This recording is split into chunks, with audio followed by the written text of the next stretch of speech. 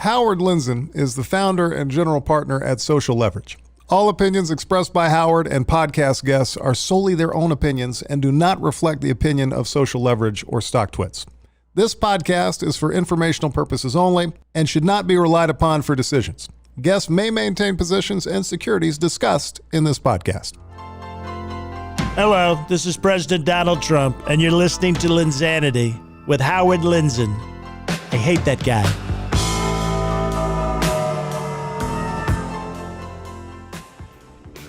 Hey everybody, welcome to another episode of Lindzanity. Today, very good friend, old friend, deliverer of the... brought a gift. You know, if you're going to come on my show, you should bring a gift. What do you call this? The Pooter. So the Pooter is my new little toy. And so we're going to be talking about Benzinga, stock market, early days of social leverage. Welcome my friend Jason Raznick.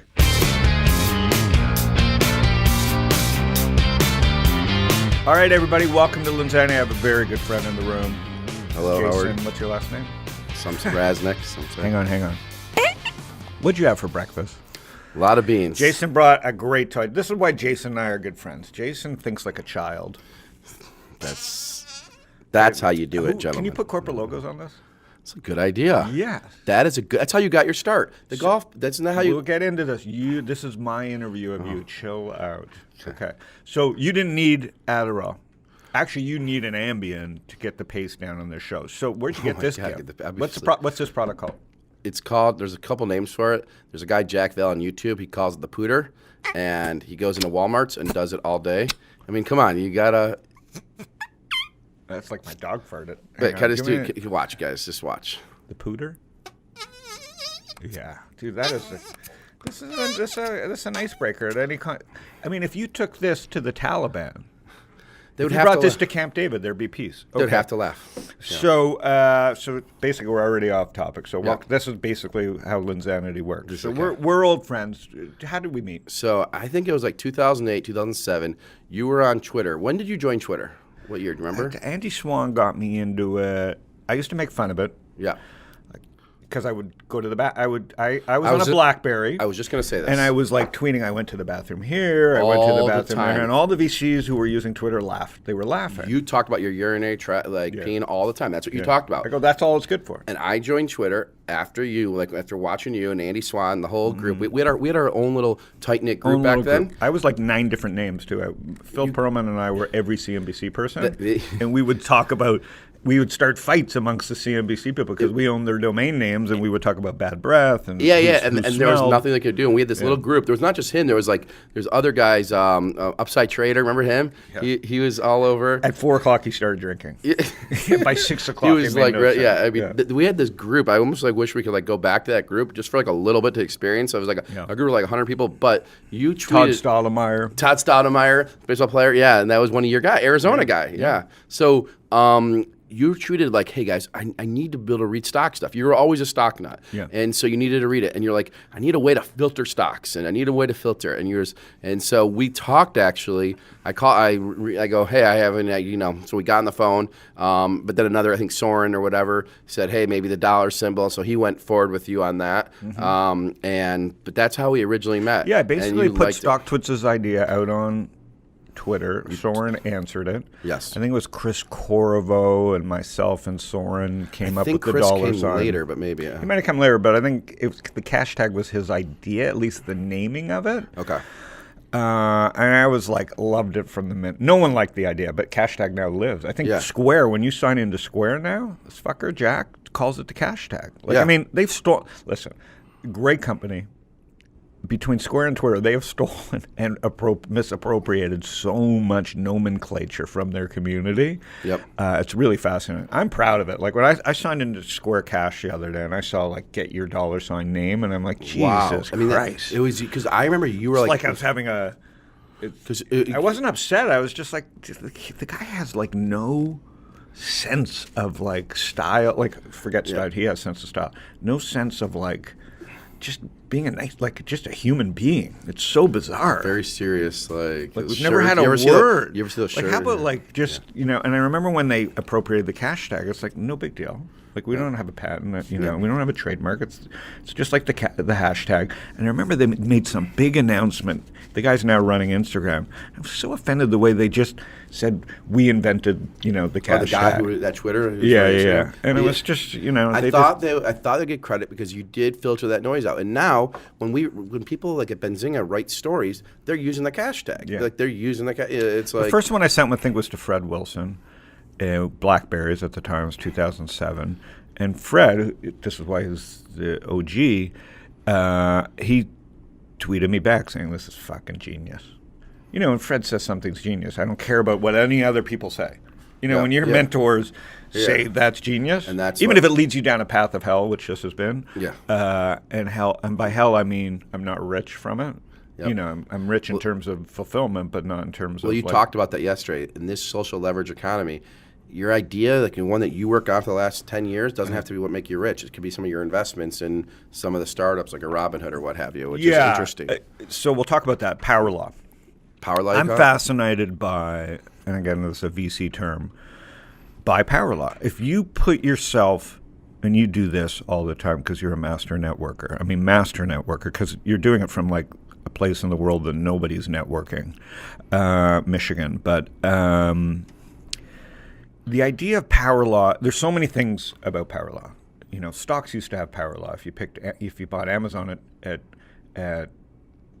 because you thought, or eToys, there was a chance of power law. These were $200 million IPOs.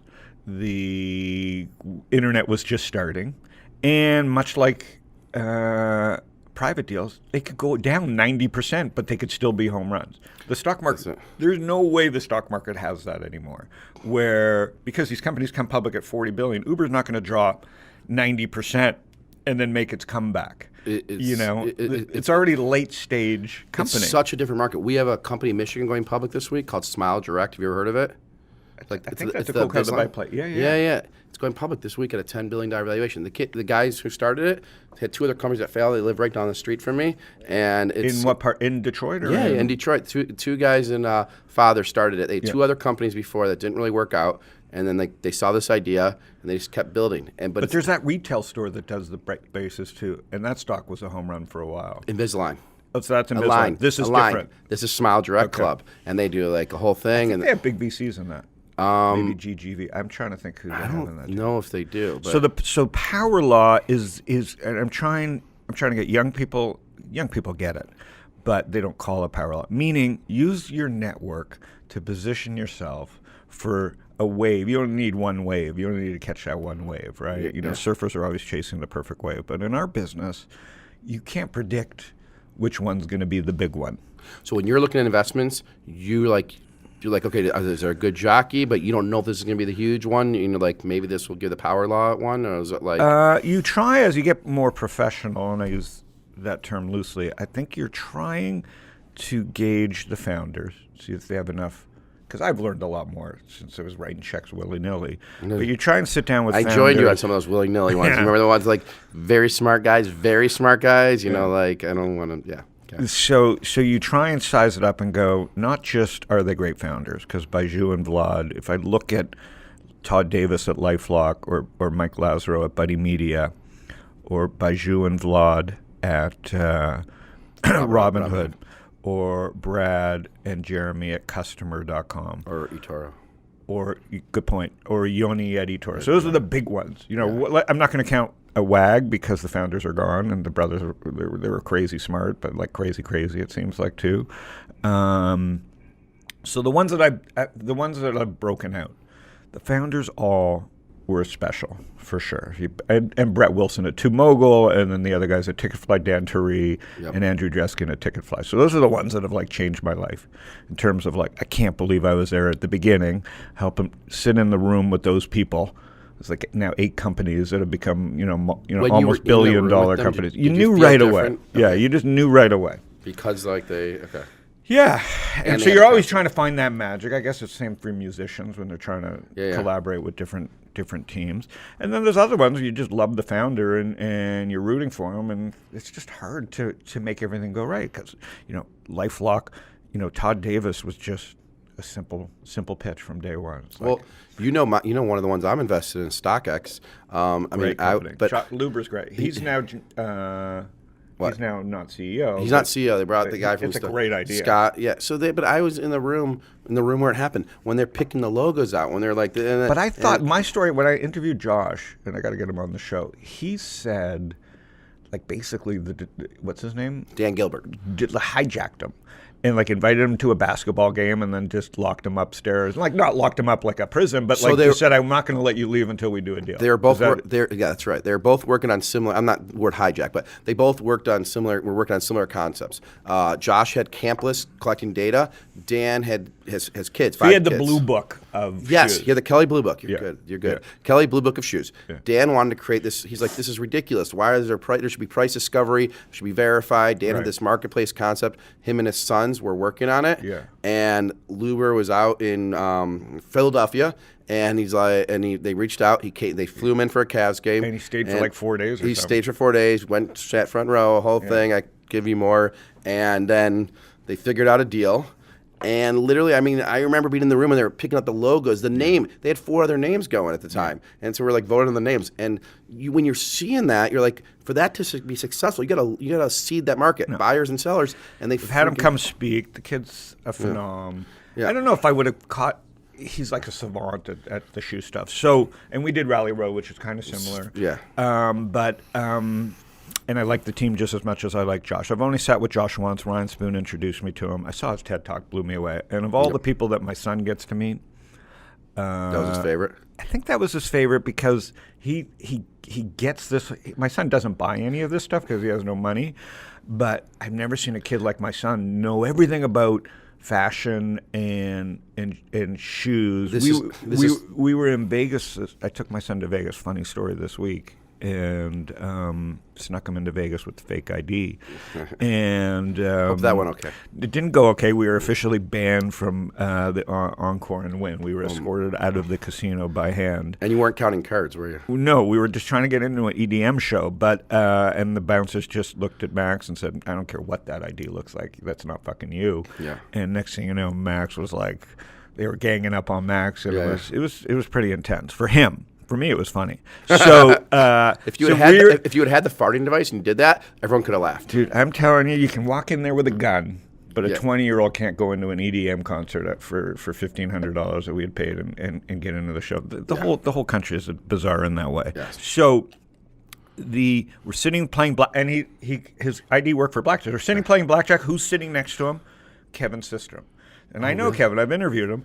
So I go, Kevin. And Kevin did not want to be bothered, but Kevin knows me. So they're sitting next to each other at the blackjack table. My son, who the dealer goes, I think you look 15. Like, my son hands the dealer his it's my cousin. It's his first cousin's a year older ID. And Max is like shaking his hand. He hands the ID over. And they put it through under a black light. It's a legit on the driver's side. They hand it back. So Max gets his chips. I gave him like $75 to bet with, and he puts $15 minimum table. Max was like, "Blown." And that's expensive. System was at the $15 table. Wow. With his buddies, he had his whole crew, and they're wearing Supreme clothes. Yeah, so they're wearing. And System's got to be 38, and he's wearing. He starts talking to Max, and he goes, "Max, what do you think of these shoes?" And they're like $4,000 I don't know, they're called all whites or something. I have no idea. And he's wearing do you know what all whites are? Okay. And then he's got a T-shirt on with an X on it. And Max goes, "That's a $2,000 T-shirt." Oh, my God. And I'm like, how does, first of all, my son know that? And I go, second of all, who puts on a fucking T-shirt for $2,000? This is what's going on in the world. This is the only way these people can differentiate themselves. So Max and him, they're playing $15 blackjack, and he's wearing $6,000 worth of sneakers. And we're wearing like $60. That's a freaking crazy. And I just start sweating because I go, Max, this is not good. Yeah. But he was unimpressed by Kevin Systrom. He really was. But by Josh Luber and everything, he was impressed. Yeah. Did Systrom win or lose or bet a lot of money? Wasn't watching. He was there with a lot of people with mohawk haircuts. Systrom's a great guy. I interviewed him. He's fucking super smart. Is he? I remember interviewing him when there were just 4 people. And I think they were bought when they were 8 people, but I remember when it was just 4 guys sitting around a work desk like this. Yeah. And it was just blowing up. Did you know that was going to blow? Oh, that was already blowing up. Well, yeah, we were already doing an interview for StockTwits when, lovely guys. So anyways, back on topic. But one thing everybody should have the joy of power law. Everybody should have their job. Everybody should love what they do. When Josh, I'm stealing one story. Cavs, Cleveland Cavaliers, Dan Gilbert, we're in the Golden State Warriors championship, stealing a story. Josh Luber is sitting front row for a quarter or two. And is he living there now? In San Francisco or Detroit? Is Josh living in Detroit? Yeah, lives in Detroit. So he's sitting front row. What's his name again? Mark Benioff. His son Mark Benioff's son calls his dad and says, "Dad, you're sitting 2 seats away from Josh Luber." Mm-hmm. So Josh Luber and Mark him introduce himself, and then Mark Benioff becomes an investor in StockX. Oh, Benioff's probably, I would say, the best investor in the world. Could be. People don't know that, but I mean, he has access. He writes checks.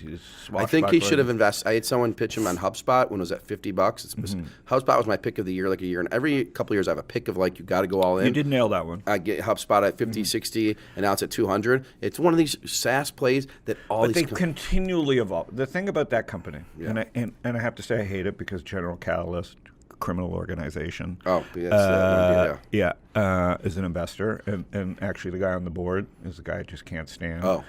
But anyway, so, listen, I think the lesson is bad people can get rich, but the actual product and the way that market was not a big market. It wasn't, you're right. And they've just exploded the whole market. They exploded, and then you just mentioned the pivot. Little companies use HubSpot. Yeah, and now they're using it for their CRM. It used to be like huge companies that use it. So the power law thing, now going back to your thing, is you find like a area, and that's how like you become an expert. It's like no different than Tiger Wood 10,000 hours. The sooner kids can find their passion. Not every kid finds it at the same time. I was in my 30s before I figured out I even knew what a mentor was. I had bad mentor. So again, all we're trying to do with our kids and young kids, my nephews and stuff, is introduce them to things early in life that can get them excited. My one nephew worked for SecFi. My another nephew worked for Cloudflare in Austin. Oh, really? Another one of my nephews works for Indeed.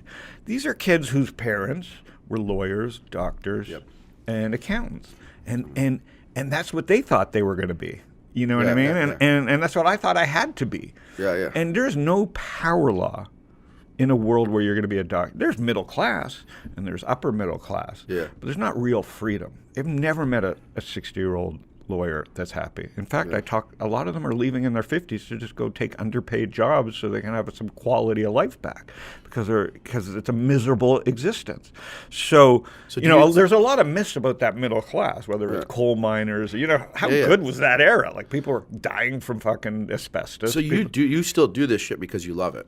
I love it because, first of all these companies need talent. And so I know people who have talent. Like it's so much fun helping companies hire people. The hardest part, and you know this from running your business, and we'll get into it in a sec, is actually recruiting for your own business. Yeah. Because you may not think your business is the best, and it's you want people that you like to go work at companies that are exploding. Right. And it's very rare in someone's life to latch themselves onto a rocket ship. So to have seen it happen, as many times as I've seen it happen, it's a drug. Even though I'm not in it, it's a drug to be around it. You know what's crazy? And that's what it used to be probably for people who hung around backstage groupies with rock stars. And then they take off. You know what's crazy? Like, the power law you're talking about, everyone wants to be so smart, but no one really knows, including myself. I have my certificate of selling my Amazon shares at $7. I keep it on my phone to remember. Mm-hmm. But then when they introduced AWS, I wrote an article for Real Money. And I think it was Doug Cass and Kramer ripped me. This is the demise of Amazon in the sense that they do e-commerce. Now they're going to be selling hosting costs. And I thought, I was 26 years old, 27. I basically thought, okay, they're diversifying. They're going to cut their costs there. They'll minimize their hosting. This is a great thing. So I bought more shares. But then these guys who are way older than me, or older than me, and are experts, I'm like, they weren't talking to the street level kids. If you would talk to people that were benefiting from AWS, all these little companies, that's when the boom started. It was like $170. You could trace back the boom in startups to AWS in a way, because it's not just Twitter and Facebook, but they needed AWS. But it was the fact that all these little companies, you look at Netflix on didn't AWS. have to buy Dell servers to get their whole. You didn't need to have 3 extra people to run your server. Netflix he uses AWS, and that's like, I mean, that's the thing. You're right. It's the younger person who's growing up on these products, the TikToks of the world. Yeah. Like they are the ones. To anybody over 40 anymore. You just like it's. No, I mean we talk to people who are 20. What are you using? Yeah. Why are you using it? How do you spend your time? Where's your attention? Yeah. All right, so now let's go back into one thing that you origin did story. before anyone else. Another thing I'll give you credit for. You shared your home screen, and sharing the home screen is identifiable trends. I used to go to the App Store to look what is number 1, 2, 3 for investment ideas. Yeah. You sharing your home screen. So then you know what I started doing? I would go to like holiday Rosh Hashanah dinners, and my nieces or these cousins would think I'm like a stalker, some weird guy. I'm like, can I see your home screen? Yeah. And like they didn't know what like what. And less signal in that today, but at the beginning there was. We've in the home screen, we've left the app world a little bit, and we've moved on to other things, which is what happes. All right, so let's Benzinga. Yes, sir. This is your company. Yep, started in 2000. What does Benzinga mean? I used to say it's foreign language means something, but I was one of those kids. Excuse you. Okay. He's getting better at it. But I was one of those kids that was a slow learner. My speech wasn't great. That was Jason, great. Jason, apologize. My grandfather would take me to speech tutor. We'd make up words, a bunch of random words. Did you have? You had. I was just. You were a slow kid. I don't even know what it was. Were you born with white hair? Because you look well put together. Those glasses, you spent a lot of time. Dude, it looks good. A little bit red skin, the white glasses. What do you think? I need to lose some weight. Good. Howard you need to lose some weight. Howard is very good at the weight thing. If I see him in like 3 weeks at Oktoberfest, I'll be like, okay, I need to lose some weight. And Phil yesterday was coming back to the team. Yeah, looks great. He gave me a whole lecture about this whole sugar thing. He got me on this stuff. I need to lose weight because I love when you say, Jason, you look good here. You know, when you and Ellen, you both would come up to me and say, I look good, and that makes me feel good. Maybe once I've said that. You said it like twice out of like 10 times. But right now, I'm in the stage where I need to lose it. You're a CEO. It's a headache. Yeah. So Benzinga, the word was made up. It's a word like when I was going to speech tutor. Back in like first grade, they said I never be able to read and that kind of stuff, or to my parents. And can you? I can read. Okay. I can read. I went to Michigan, Ross School of Business, the whole fucking thing. It was called Ross. I think Michigan, I dated a girl there. I had the opposite. I was super smart and I was an underachiever. Yeah. And I ended up at Windsor, which is basically take DeVry, knock it down a few notches, stick it in like the worst part of the United States. I went to school in Windsor. I don't know, University of Windsor. It's for people. Oh my God, it's basically the gulag. Yeah. And it's where you go and you feel shame. Remember that Steve Martin thing? You feel shame. No, that was from I don't know. See, that's Slapshot. So I dated a girl. So one of my friends introduced me to girl in Ann Arbor. Lisa Wax. I remember. Not Lisa, but yeah. So the Wax family. They're from. Do you still talk to her? No, I don't. She lives in Alaska. She's an outdoorsy girl. But I had the best year of my life because it was Scotty Skiles at Michigan State, and it was like beginning of the Fab Five. No, it was Michigan. Before the Fab Five, right? It was Ramil Robinson, so it was just before Fab Five. But maybe one of the Fab Five was there. No, but I think you won a championship. Yeah, so I would go back and forth to those games. Were you there in '89? I don't even know when you were there. So I was there in '89. You won a championship. That's what it was. It was Terry Mills, Ramil Robinson. The Fab Five was like a few years but there was another guy too. It wasn't just there were some great players. But it was Roger Amberg there? I didn't know Roger at the time. Okay. But anyways, I ended up. We should have been the worst year of my life. I got my shit together because I had this girlfriend in Michigan. She lived with 5 other girls. We were like. It was like I was this cool dude in Michigan that would drive down 30 minutes. It was only 30 minutes from Windsor over the bridge. Yep. Go to Michigan. Then I would go to the field house to watch Scotty Skiles play and beat up people after the game. Yep.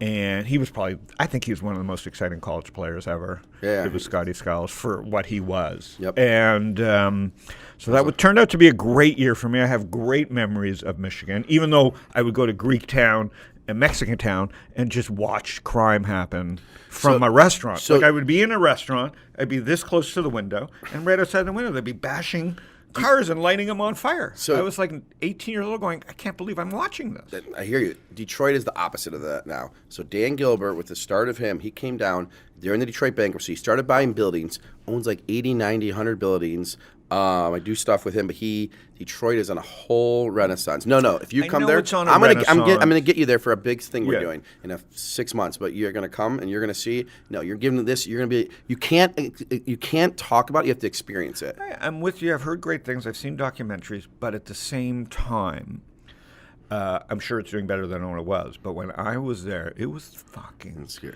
It was like watching another world. It was like Beirut. But I'd go to Mexican town, it was great food. Go to Greek town, it was great food. I never had a problem. I'm just saying there was like a world going on that if you made the wrong turn, you survived to live it, Yeah. So Benzinga started in Michigan. Yeah, and so the thing I was saying about me, underachiever, overachiever, when LRC, Mrs. Kent, told my parents I'm able to read, it created this insatiable appetite to be successful. When people tell you no, I started a financial media company when there's 1,000 financial media companies. That's true. So you've done Herculean work. And I've done like brokerage review sites, like a bunch of different random sites like that. And where I've built technology. I said online dating sites in 2000. I took every niche. So I owned Michigan Jews, Michigan Indians, Chicago Jews, Chicago Motor City Singles, Picky Singles. Back in 2000, I had 20,000 members. This was 2000 to 2002. But back to the Benzinga thing, there was a hole in the market for small cap news. Everyone was covering the Facebooks, Googles, but no one was covering small cap. That's how this started. But no one's covering. Was it an interest of yours, or you just saw a hole? Hugely. So I was living at Eastern University in 2000, and I'm obsessed with the stock market. Okay. You can ask me any CEO name, I would tell you. I was a fucking loser, obsessed with the stock market. Just honest. I have tapes of CNBC. Did you have white hair? I should have. You have tapes of CNBC. Say no more. VHS. Yeah, it was. Say no more. So I literally would take these companies and I'd reach out to the CEO and I said I lived on East University. I said I was East Capital. The CEOs would start writing back to me, and I'd go to Yahoo message boards and post. All of a sudden, the stocks would move when I'm posting. Stockman 7, I'm posting these things, and the stocks are moving. I didn't know what I had. I should have went to a hedge fund then because I really was good at research, and I found out really impactful stuff. And then after 9/11 happened, I got even way better. I found these companies. And many years later, 8 years later, I'm like, why isn't there a crowdsourced small cap news feed? So you take Twitter. So no one was using Twitter as a news source, and they were not using it. Stocks were using it as a social. Everyone can curate their opinions. I was looking to find the experts who were like at the FDA and like tweeting stuff undercover. So I used Twitter as like the social thing to write news on small cap companies. So I'd break stories. And what happened was brokerages changed their model, and they're like, hey, if you can cover the whole financial sector, the whole market, will switch to you guys. So basically all these brokerages, or most of them, have switched to us for financial news and data, like this, the data. And we have a newsroom of like 30 people. You grinded it, and you built a great business. Grinded it, and that's exactly, and it's like a hustle. We do like cannabis. It's like people like think it's overplayed, whatever. Maybe there's some things, but like we're gonna do a Benzinga cannabis event in Chicago, October 22nd. And literally there'll be 1,000 people there, 400 companies, 500 investors that are looking to put money in these next things who have land. It's like the whole thing. And then I just like see holes. Like there's all these award shows. Like there was nothing for fintech, so we created the BZ Fintech Awards in November 22nd. You should be there. We should give you the award. I told you that would have been. Stockton should have done like an Academy Awards, and we should have just goofed on all this stuff. Yeah, because you could do. I mean, like Josh Brown hosts it. He's hilarious, but you and Josh should do a comedy show. Yeah, I think what you and I appreciate about their industry is that it's funny. Like they're not funny. Yeah, it's when I started Wall Strip, the whole idea was let's just harpoon these people. And you know what? Greatest show ever. Yeah, thanks. I'm not kidding. Right now, you guys should take a clip and go off and show the Wall Strip one of them playing "We Didn't Start." Come on, remember Howard? Do it. Let's go. But you don't remember it? I remember you make all me of look it. silly now. I dread. It's amazing. Who was the lady? Who was the Lindsay Campbell. But the whole point of this is, I was inspired by Letterman. What's his name from Comedy Central? I know who you're talking about. Come on, guys, Comedy Central.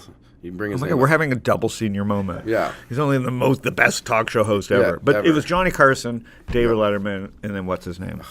And so the idea was, let's just do my fantasy forever, and you can relate to this because you have these same fantasies because we're both bizarre, is having a talk show late at night like this. Yeah. and I'd be smoking. I could smoke cigarettes. I could smoke weed. I could smoke cigarettes. I could do a bong hit. I could take, do an Adderall. I wanted to do this silly show with the smartest people in the world who weren't famous, but were famous because they had money. And we'd talk about how their broker screwed them or what's the worst investment they ever made. I can't believe that show had never been done.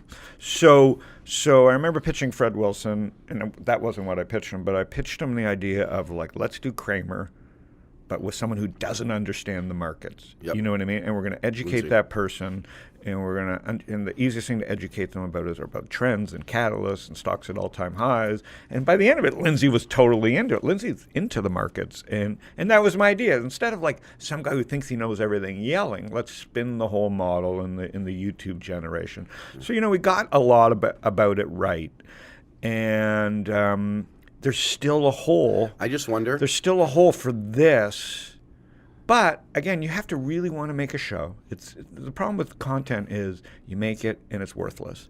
And even Johnny Carson stuff, like no one thought that they'd be going back 30 years and making CDs about it and selling them as packages because once content's made, it's like dead.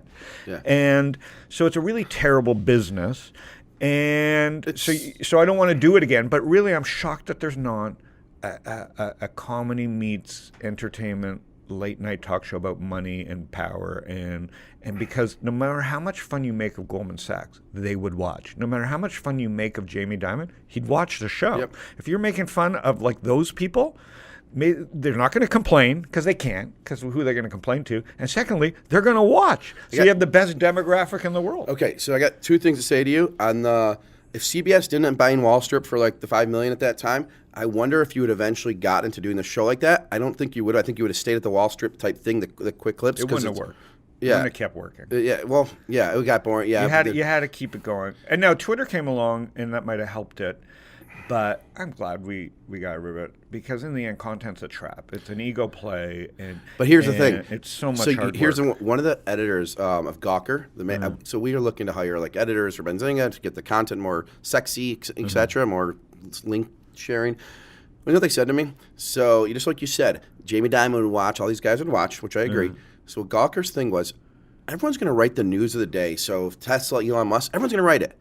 But you talk to, let's say a CEO talks to 100 people a day, the one thing they're going to remember a day is who called them an asshole. Yeah. So whenever Gawker wrote an article, they made sure to call you an asshole. That was their business model because they knew that the CEO would remember the person that called them an asshole. Absolutely. And so they went around the whole day, and that's how Gawker got through the noise. Yeah. So whatever the story was, it could be like Mother Teresa. They're going to figure out a way to make her, Our little hook was the opposite, Oprah. So there's Oprah or Montel.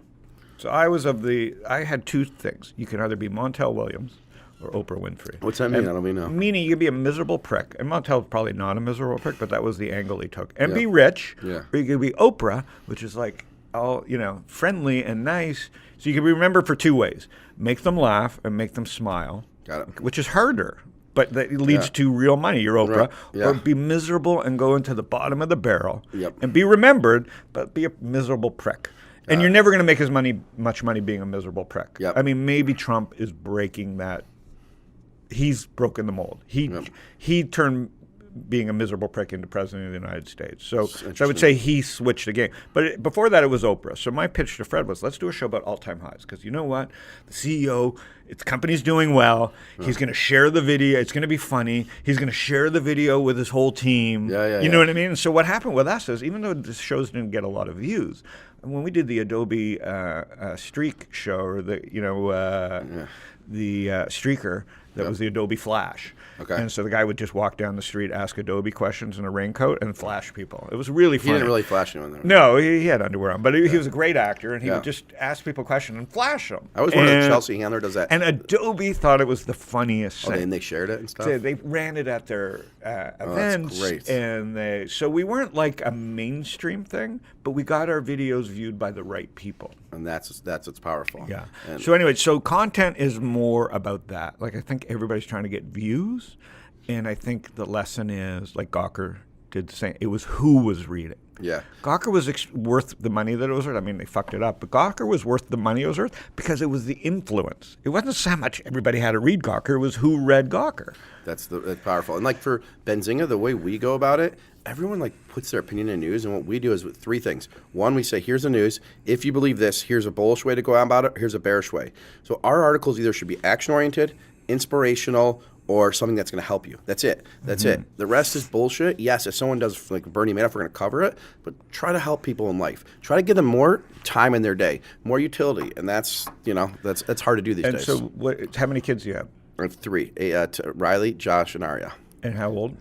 10, 8, and 3. And are they good students? The 3-year-old's not in school yet. No, but she's pretty funny. Okay. But yeah, they're 10 and 8 and 3. I'm trying to get them to read more. I unhooked the TV for the summer. It didn't do shit because they went to the iPad. So I really lost on the TV. I think reading is one of those lost. My daughter came of the age, Kindle was the tech. So Kindle was she was still a reader. I think if she had been born into the iPad age and started reading back then, I think kids are not as big of readers anymore. Wait, is Rachel smart? Rachel's a voracious reader. So she's both smart. My kids are smart. She's just at another level because I think she reads endlessly. So I'm saying, is she a good writer? I don't think she's a good. Writing's different than reading. But even though you're a great reader, writing's in your soul if you read a lot, but you have to practice writing. Just because you read a lot does not mean you'll be a good writer. Yeah, it means you have the potential to be a good writer, but you got to practice. And next up, I got Morgan here to talk about that stuff. But Morgan's amazing, right? But and writing is just that thing that I think the next generation, the kids that write, have a huge edge coming into the next 20 years. You have to be able to help your company get their message across. You have to be able to build copy. You have to be able to tell stories. And writing is still the way to win hearts and minds. Video's cool. Video's viral. But consistent writing is the way to win hearts and minds. Part of how I got into all this is James Altucher. So I wanted to work for Dan Loeb from Third Point. I started the Dan Loeb Weekly Digest. I give him stock picks every week.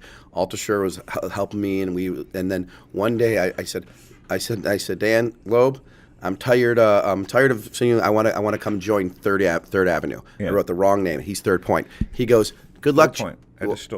I was just in his office. Wow, you were at Third Point? Yeah. So I'm literally Dan Loeb writes back.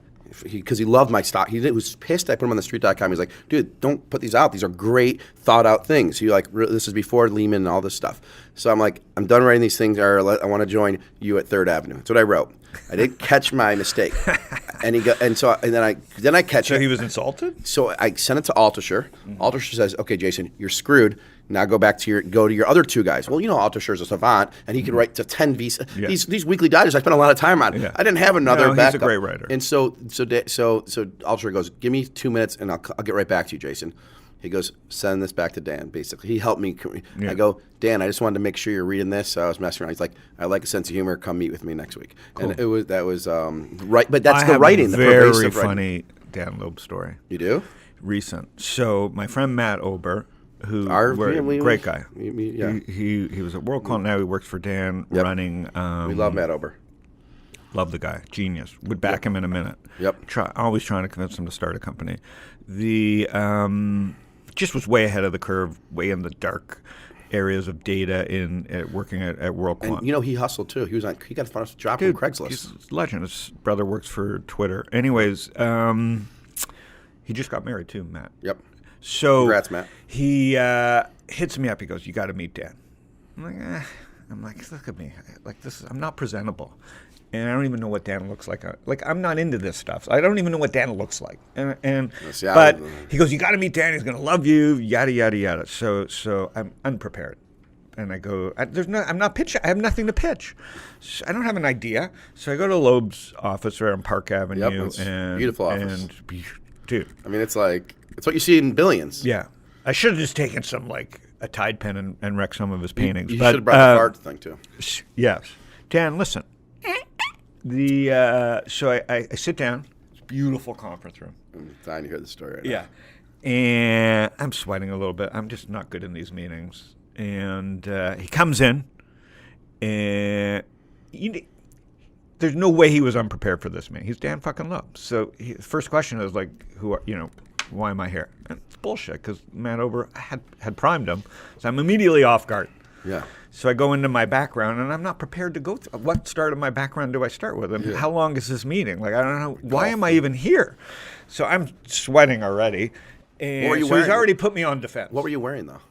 A nice shirt. Okay. But, you know, I was uncomfortable. I wasn't wearing Lulu or anything. I wasn't wearing sandals. So I was way out of my element. Yep. And about 30 seconds into my background, he goes, "You remind me of somebody." And he goes, "Ron Popeil." You know Ron Popeil? Okay. And I immediately was like, it was like a left, like straight to my, and Matt Ober's like 11 years old. He doesn't know who Ron Popeil is. And I immediately was just shaken. Because to me, it was like the insult of and so Matt and I laugh about this all the time now, because every time I meet, I go, that motherfucker punched me right between the eyes 30 seconds of the meeting. So I couldn't concentrate the rest of me, because Ron Popeil. Is he like the workout guy, right? No, he is like the guy who would sell, like, he was like the original Ginsu guy. He would go on TV for hours and sell shit. Yes. Yeah. That's what he said. Basically, he was calling me a con man. Yes. Basically, he. Oh my God. And so I was just. By the end of the meeting, I was like sweating. It felt like I was in a marathon. And he pulled every trick in the book. Like 20 minutes into the meeting, his secretary came in and said, I want to remind you about your... I mean, You knew what was going on. Like, why was I in this meeting? Yeah. And so finally, the meeting ends. And I'm just drenched. And I'm like, Matt, what did you do? Matt goes, I think it went great. And I'm like, you don't know who Ron Popeil is. Like, go look it up. So he Wikipedia's Ron Popeil. And so to this day, he goes, I don't think he meant it as an insult. And I'm like, you don't understand. I think you should send Dan like juicers and shit now. Yeah, I should really do that. But I don't care to be in that world. I don't think his life is any better than anybody else's. I know we got to end shortly because we have Morgan and stuff, but here's my hustle. So I love those. Like, we sell news and stuff. So I wanted to meet David Einhorn. I freaking pay to play in a poker tournament, a Hillel one. Mm-hmm. It's $2,500. Okay. What's the play? 30-cent hands? $2,500 buy-in. I'm like, this is way over my thing. Okay. So everybody was nervous. So I get there. No, but there's all these hedge fund guys. I find out later that who's the Tepper? He buys his whole team the entries. Everyone's buying their own thing, and I come with my money. This is like 4 or 5 years. I'm like, I'm not gonna get. So I'm $200. I'm gonna do my best. Try and make it. I want to get to the final table, and anyway. Then we're at the thing, and they're like, rebuys. I'm like, rebuys? I'm not rebuys. I'm not rebuying. So I'm literally, I'm not that great of a poker player. I'm literally the most focused guy in the history of the world. You can't even imagine. I was watching everything. I was doing whatever things. Well, anyways, I have it on video and stuff. I get to the final table out of 300 people. I won a trip to to wherever. What about Ackman? So Ackman was in it. Einhorn was in it. Tepper was in it. So who'd you get to meet him? So Tepper I sat next to. He was the second final table. He got out. I got to the final table with David Einhorn. David Einhorn. That's green light. Is that a toupee that he wears? Oh, that's interesting. I don't think so. I don't know. I would have had to afflict it if I was sitting there. Okay. So anyways, you're sitting there I'm next to him. We're like 6 people left. And he goes all in, and I pocket tens, and I fold I go, I'm folding my pocket tens because I'm here, dude. I paid $200 to meet you, he goes, you cannot fold that, you can't do that next time. He starts calling me like he was very funny. I don't want to say he was very funny. Maybe so he bluffed you out. No. I folded because I don't want him to lose. I wanted to play with him longer, and I showed him. I paid the money. I didn't even care about winning. And then next hand comes. That's why you're not a billionaire. The next hand comes pocket queens, and he goes all in. I called him and then knocked him out. And I have the. You knocked him out. I knocked David Einhorn out, and have it on video. And he's so. Well, next time you're in Phoenix, stop in. I don't think we talked about anything that we meant to talk about, which is why a podcast is good. Yeah, Benzinga, if you ever want to get in touch, I'm Jason at Benzinga. Good point. If you're around New York, at Jason at Benzinga.com. If you're around New York in November, come to the BZAwards.com or BZ Cannabis in Chicago. It's just fun stuff. We try to connect investors to companies to investors, and get excited doing awesome stuff with StockTwits too. And it's fun being at the infancy of all this stuff. I mean, I was there before the thing existed. Yeah. That's what you want kids to believe. We didn't have to get rich off of it. We have the stories. Kids need stories. I literally remember the old site. I remember exactly what it looks like. It was a Tumblr site. But the thing is even with my son, it's like these kids don't have the stories. So this Vegas story, even though it went wrong, I looked at Max later that night because we were in bed. We had we were at hotels tonight. I was like, he was really bummed because now he's lost his ID. And so he's got no game for the next 6 months until he turns 21. I go, listen, you shouldn't have been doing this stuff anyways. And I said, this is a funny Vegas story. We are literally banned from the Encore It's and Win. unbelievable. And you know what sucks here, Max?